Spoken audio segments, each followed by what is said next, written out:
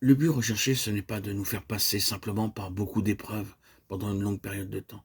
Il est essentiel qu'il y ait un clair aboutissement dans nos vies.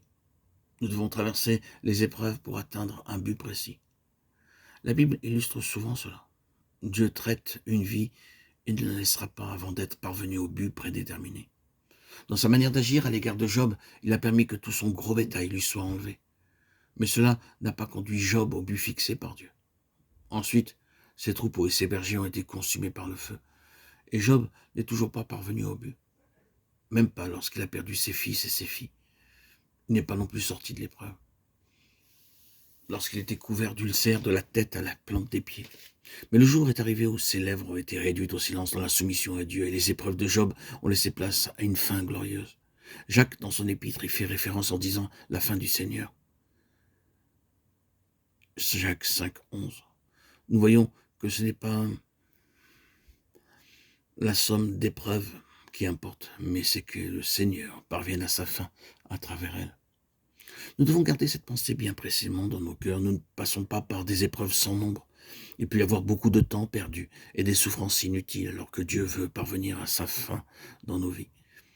Il est tout à fait possible, et cela est tragique, que tout ce que Dieu fait pour nous traiter ne permette pas de constituer un vase approprié à l'usage auquel il le destinait.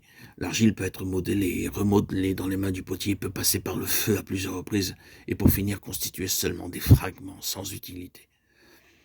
Mais notre espérance, c'est que le facteur temps et les épreuves étant préordonnés par lui, la finalité sera un vase d'honneur sanctifié pour l'utilité du maître. Job, non seulement est passé par beaucoup d'épreuves, mais le jour est venu où il y a eu une nouvelle activité divine dans sa vie.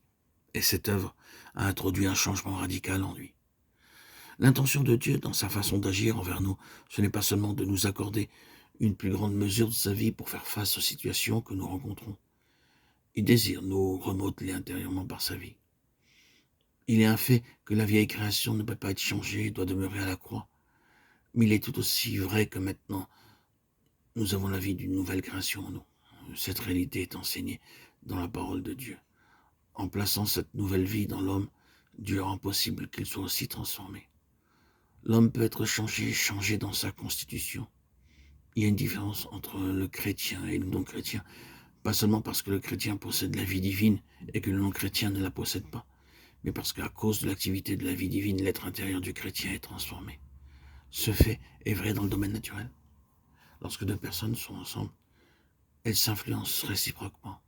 Puisqu'on est ainsi, ce serait étonnant de voir que quelqu'un vit avec Dieu, qu'aucun changement n'intervienne dans sa vie au bout d'un certain temps.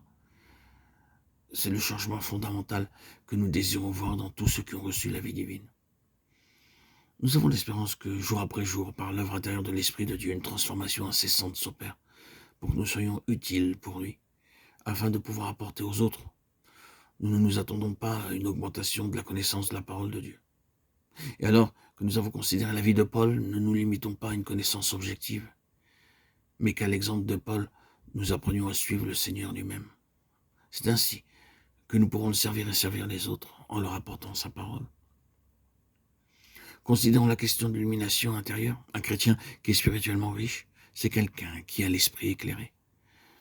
Ce qui a été appris jour après jour pendant de nombreuses années pour certains fidèles a été formé dans leur vie et a été exprimé par des paroles qui enrichissent d'autres vies. Et c'est de cette manière que nous sommes qualifiés pour le ministère de la parole de Dieu. Souvent, lorsque nous sommes sous sa main, nous sommes perplexes et sans comprendre ce qui nous arrive. Mais quand parvient le terme de ce qu'il désirait faire, nous sommes éclairés intérieurement.